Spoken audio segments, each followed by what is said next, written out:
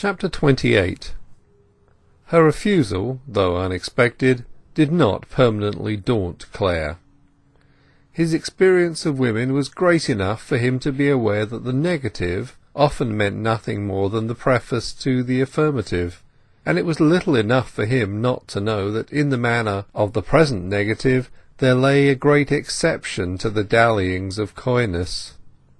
That she had already permitted him to make love to her he read as an additional assurance, not fully trowing that in the fields and pastures to sigh gratis is by no means deemed waste, love-making being here more often accepted inconsiderately and for its own sweet sake than in the carking, anxious homes of the ambitious, where a girl's craving for an establishment paralyses her healthy thought of a passion.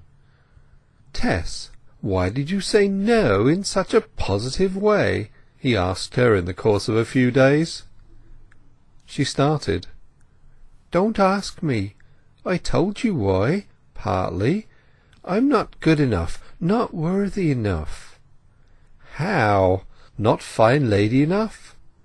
"Yes, something like that," murmured she. "Your friends would scorn me."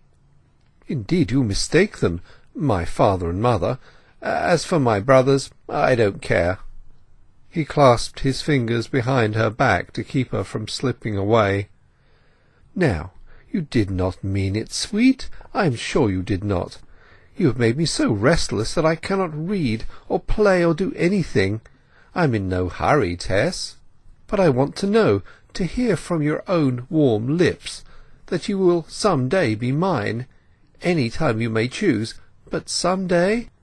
She could only shake her head and look away from him. Clare regarded her attentively, conned the characters of her face as if they had been hieroglyphics. The denial seemed real. "Then I ought not to hold you in this way, ought I? I have no right to you, no right to seek out where you are, or to walk with you. Honestly, Tess, do you love any other man?" "How can you ask?" she said, with continued self-suppression. "I almost know that you do not. But then, why do you repulse me?" "I don't repulse you. I like you to tell me you love me, and you may always tell me so as you go about with me, and never offend me." "But why will you not accept me as a husband?" "Ah, that's different. It is for your own good indeed, my dearest. Oh, believe me, it is only for your sake. I don't like to give myself the great happiness of promising to be yours in that way, because I'm sure I ought not to do it." "But you will make me happy." "Ah, you think so, but you don't know." In such times as this, apprehending the grounds of her refusal to be her modest sense of incompetence in matters social and polite, he would say that she was wonderfully well informed and versatile, which was certainly true, her natural quickness and her admiration for him having led her to pick up his vocabulary, his accent, and fragments of his knowledge to a surprising extent. After these contests and her victory she would go away by herself under the remotest cow if at milking time, or into the sedge, or into her room if at leisure interval, and mourn silently, not a minute after an apparently phlegmatic negative. The struggle was so fearful, her own heart was so strongly on the side of his, two ardent hearts against one poor little conscience, that she tried to fortify her resolution by every means in her power. She had come to Talbothays with a made-up mind. On no account could she agree to a step which might afterwards cause bitter ruing to her husband for his blindness in wedding her, and she held that what her conscience had decided for her when her mind was unbiased ought not to be overruled now. "Why don't someone tell him all about me?" she said. "It was only 40 miles off. Why hasn't it reached here? Somebody must know." Yet nobody seemed to know. Nobody told him. For 2 or 3 days no more was said. She guessed from the sad countenances of her chamber companions that they regarded her not only as the favourite, but as the chosen.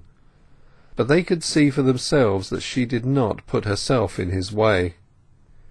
Tess had never before known a time in which the thread of her life was so distinctly twisted of 2 strands, positive pleasure and positive pain. At the next cheese-making the pair were again left alone together. The dairyman himself had been lending a hand, but Mr. Crick, as well as his wife, seemed latterly to have acquired a suspicion of mutual interest between these two, though they walked so circumspectly that suspicion was but of the faintest. Anyhow, the dairyman left them to themselves. They were breaking up the masses of curds before putting them into the vats. The operation resembled the act of crumbling bread on a large scale, and amid the immaculate whiteness of the curds, Tess Durbeyfield's hands showed themselves of the pinkness of the rose. Angel, who was filling the vats with his handfuls, suddenly ceased and laid his hands flat upon hers. Her sleeves were rolled far above the elbow, and bending lower he kissed the inside vein of her soft arm.